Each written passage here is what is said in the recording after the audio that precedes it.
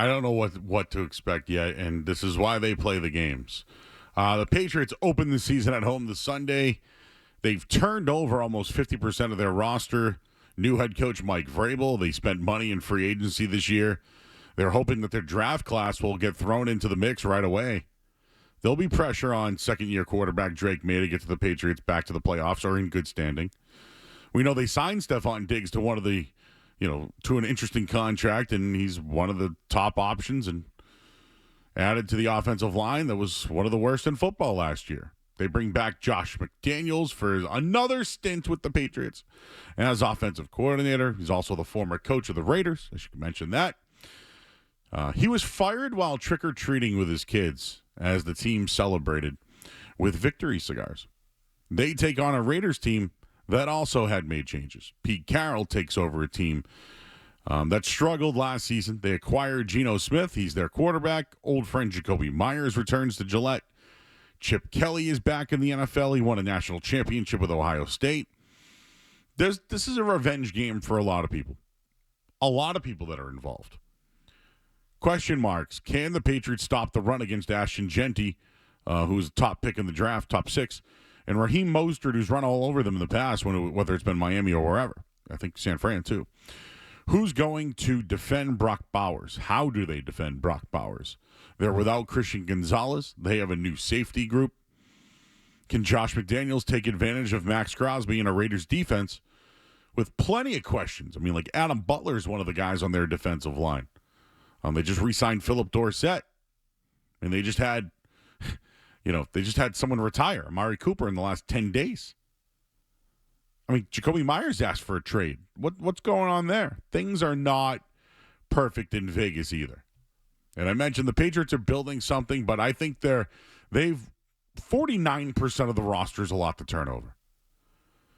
But they are the favorites in this game. And they do need to take back home field advantage. Think about it. How bad have they been at home? They won last year in the final game, but the Bills gave it to them.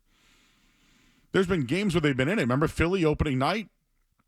But there was a toe on the line. Is that Booty? There was a toe on the line for that one. But they were in it until the end. They've struggled at home real bad. It's been bad. The last real win I can remember is that Mac Jones year when they beat the Ravens on a rainy day. It was a big win for them. But last year, smacked in Drake Maye's first start against the Texans. And it wasn't enjoyable there. But I wanted to give you some Geno Smith numbers. And George, let me ask you, because it's been asked. Today, who would you take on your team, Drake Maye or Geno Smith? I was definitely listening to the midday show on this. I stand with Felger. I'm going to ride with Drake Maye. I know what Geno Smith is. Now, I would say it's a decent quarterback. Now, granted, I'm with you. I have question marks on Drake Maye.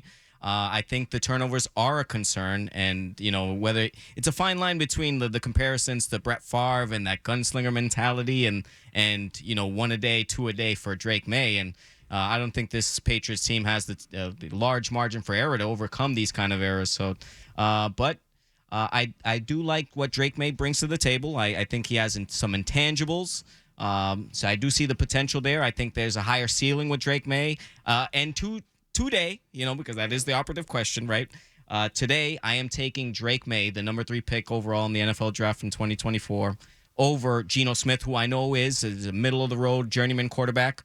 Beat you with Seattle last year. But, 3 out of the first 4 weeks for the Patriots are at home, so I agree with you. They need to get off to that good start. Otherwise, they might be behind the 8 ball to start the year after the first month. It's Geno Smith right now. He's what you know. He's what you know. He's been to the playoffs. He's faced a ton of adversity in his career. He got started with the Jets. We know what happened. He's been a backup elsewhere. He has been a journeyman, to your point. But when he got an opportunity to play, he was a Pro Bowler. He went to the multiple playoff games. And he's not intimidated to play over here in Foxborough. No, and how many guys in the league get drafted early, don't have success. And flame out. Yeah, right? And they all flame out. Right, he's stuck. He's stuck, right? Sam Darnold's stuck. Oh, they all Yeah. happen to be with the Jets at one point. Maybe Zach Wilson with the Dolphins. It happens to him, right? I hear you. It's more of a some camaraderie there with Pete Carroll and Geno Smith. So we'll see the Pete Carroll versus Mike Vrabel matchup. I'm eager to see the Mike Vrabel effect take shape here in Week 1. No, and plus he's the leader. He's a leader. When they're running that offense, like Geno Smith's going to be looking for Jacoby Myers. And they're going to have 2 running backs to lean on. Yeah, and then Brock Bowers, the point you brought up, well, how would you cover him? I've heard some suggestions earlier today with Carlton Davis. How would you, cover? I don't know. The new Vrabel defense, I got to see what they're doing here. If I, Coach Joe would lean on the running game. See if the Patriots can stop the run. Right. And yeah, that- on the Patriots, we have to stack the box against Then when they Shanty. can't, and they bring Kyle Duggar into the game, and they have a rookie over the top who gets bit on a play action, and they hit it to Trey Tucker over the top or someone like that, that's when we'll know. So that's what I think is going to happen. Like, Vrabel's been out of the game for a year. Carroll's knows his stuff, but there's a lot of I don't think the Raiders are great either, but I'll tell you this. They're at least confident. Their quarterback thinks they're better than they are. But in a way, like, the Patriots are better than what they were. They had bad coaching. Let's just call it what it is. The Patriots, although have been a bad team, they've been the team that makes the mistakes and plays bad football. Definitely, I agree with that. They've shot themselves in the foot more often than not, and definitely should have had more than 4 wins, at least a couple wins that we can diagnose for the Patriots. Now, are they bad? Is the roster bad? Absolutely. Depleted. It's bad. They don't have much depth. Agreed. So I know the Patriots are favored. There's a lot of hype there. They are at home. Stephon Diggs might, I'd rather Diggs over Myers, but Myers had a huge year last year with a bad quarterback.